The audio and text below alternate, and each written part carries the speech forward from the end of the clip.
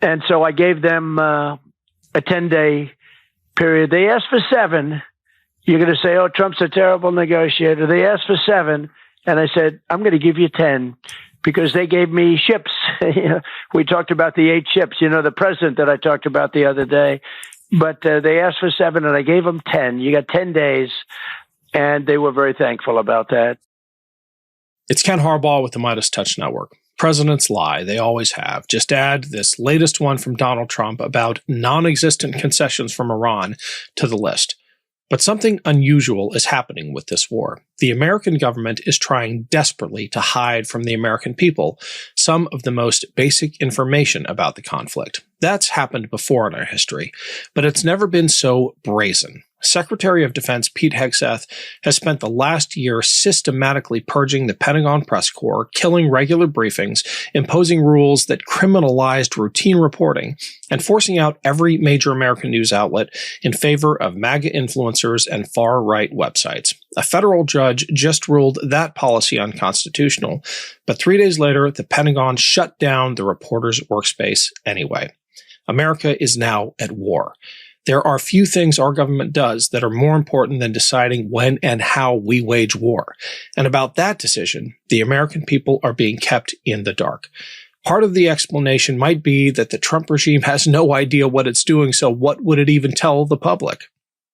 The Pentagon is considering sending 10,000 more ground troops to the Middle East, citing Defense Department officials with knowledge of the planning. If discussions are going so well that the president's extending this pause, why weigh sending more troops? The real reason our government is not leveling with us, I suspect, is that the war is not going that well. We still don't have a coherent rationale for starting it, and with no clear objectives, there still does not appear to be a serious plan to end it. That's what you get when you put unserious people in charge of decisions this big. And within Trump's cabinet, there is no one less serious, less qualified, and more dangerous than Pete Hegseth.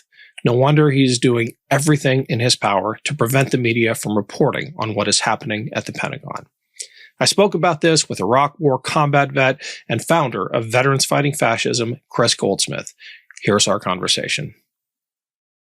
Kris, thanks for joining us. The Pentagon has ushered in new rules restricting press access after the court said their old rules were unconstitutional. The New York Times is suing again. It seems like every opportunity they have to defy a court order, they take. Not openly, but by their sneakiness. Pete Hegseth's uncanny ability to manipulate the system and the rules to defy the law. He does it in every domain, from boat strikes to press access. Yeah. Donald Trump is running the presidency as he did his businesses. Like, he is intentionally violating the law as he used to violate agreements and the law as well. And then when the court tells him, knock it off, like, you are clearly acting, against the rules, he breaks the rules in a different way. And what my hope is that this judge looks at their action, which is to deny the press access to the Pentagon, and says, you're clearly in contempt of court. You're clearly violating my order, so I'm holding you in contempt. We need to see more judges doing this. Otherwise, our Constitution means nothing. Like, without all 3 branches of government functioning, we don't have a government.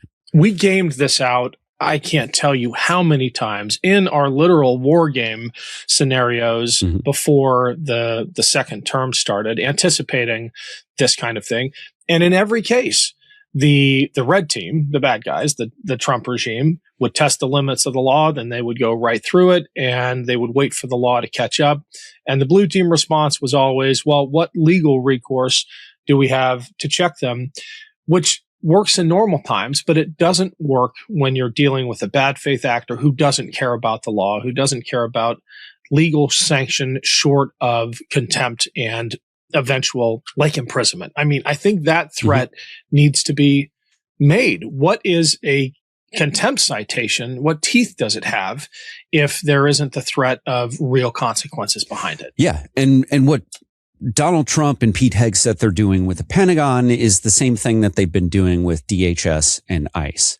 And these things are more connected than I think many people may be thinking about right now, because, when we have a war in Iran right now, few people are thinking about the reality of Trump deploying troops again domestically in the next couple of months. We are seeing, ICE violating court orders all the time. We spoke a few weeks ago about how a judge listed out over 90 times that DHS and ICE had violated court orders. What Trump and Hegseth and Stephen Miller want to do is build a secret police force, like that is what they've got ICE for, that they can deploy anywhere at any time to do anything, as they're assisting TSA by standing around doing nothing at airports except harassing and physically assaulting people, apparently. And they want to make that synonymous with the military. They want Americans to be afraid of the military and to reject the military.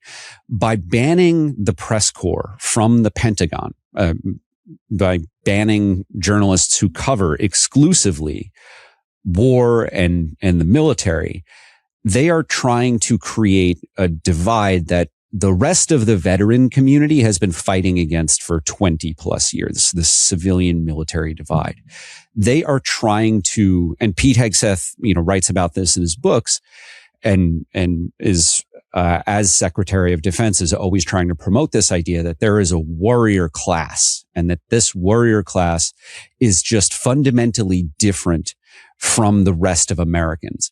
These are people who watch Starship Troopers and don't realize that it's satirical, that the goal is to show the absurdities of living under a fascist regime where you have to fight for your life to earn full citizenship.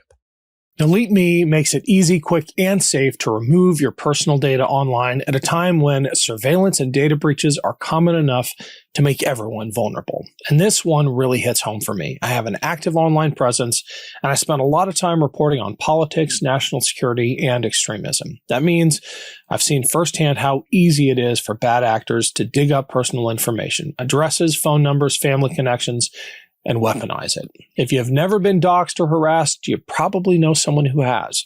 I've had friends and colleagues targeted simply for speaking up, and I've reported from places where the consequences of surveillance are very real. The idea that your private life is just sitting out there waiting to be exploited should concern all of us, not just people in the public eye. It's easier than ever to find personal information about people online, and when that data falls into the wrong hands, it can spill straight into the real world. That's where Delete Me comes in.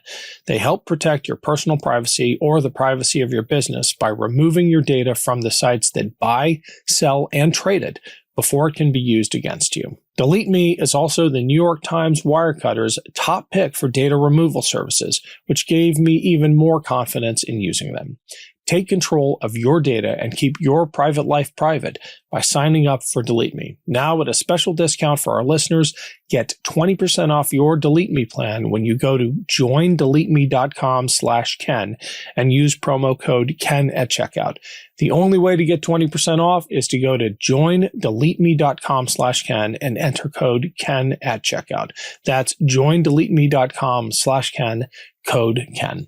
It's Ken Harbaugh. What you're about to see in this trailer for the upcoming Midas Defense documentary, Drone Hunters of Kherson, is real combat footage shot by me and my crew in Ukraine. Over the past few years, I've gone back to the front again and again, embedding with Ukrainian suicide drone crews and anti-drone units from rooftops overlooking Kyiv to the Black Sea coast to trenches outside Kherson. That access didn't come easily. It took time and a level of trust that gets built by showing up when others won't. Drone Hunters of Kherson is the culmination of that work, a documentary that puts you inside the units that are writing the playbook for the battlefields of the future. What these crews are doing right now in Ukraine, the tactics, the technology, the bravery, has direct bearing on what American forces are facing in the Middle East today. This is the future of warfare, and it's not theoretical. It's happening now. Drone.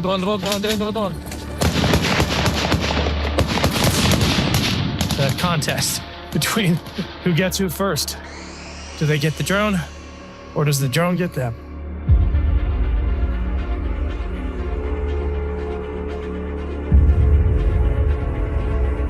We're that close to the front. There's rubble everywhere, but people are still surviving.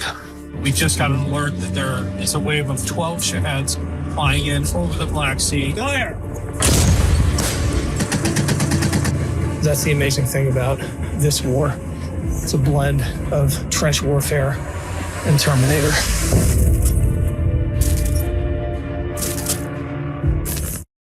I want to talk about that in depth, but got to address your observation about ICE. With this video of Steve Bannon, one of Trump's closest advisors, talking about how the deployment of ICE into airports is a dry run for November's elections. Here it is. We can use what's happening with these ICE helping out at the airports. We can use this as a test run, as a test case to really perfect ICE's involvement in the 2026 midterm elections. We've been saying for months, Kris, that ICE is not really about immigration enforcement. It is a regime protection tool, and every day brings us closer to that reality. I know Bannon is prone to hyperbole, but when you see the deployment of ICE into airports, when you see how they're being used on the streets of American cities, I'm pretty confident we're right. This is a regime protection force that is being prepared to deploy in November around polling places. Your comment on that, and then I definitely want to get into the difference between ICE and the military and why it is absolutely essential to educate the American people about that. I'm going to give away a secret here. What makes me a good threat analyst, what makes me understand what the far right is doing now and what they're going to do, is I simply listen to the words of Steve Bannon. That's it. That's the whole secret. Like, if you wanted to know that January 6th was coming, like, people who listened to Steve Bannon knew that armed insurgents were going to try to end our democracy on that day. You just listen to Steve Bannon and you know what the Trump regime and what the insurgency that supports them is going to do. So as we watch fascism and authoritarianism manifest in the United States, if you want to know how it's going to happen, just listen to Steve Bannon. So when he talks about this being a dry run for, bringing ICE agents to these airports, being a dry run for election day, he's not kidding. That is the plan. That always has been the plan. We don't need a domestic paramilitary force that is going around scooping up people who can't vote anyway. The point of ICE existing is for election day. That was an excerpt of my conversation with Kris Goldsmith. For the full unedited version, check out the Ken Harbaugh Show Substack. The link's below. Thanks. Love this video? Support independent media and unlock exclusive content, ad-free videos, and custom emojis by becoming a paid member of our YouTube channel today. You can also gift memberships to others. Let's keep growing together.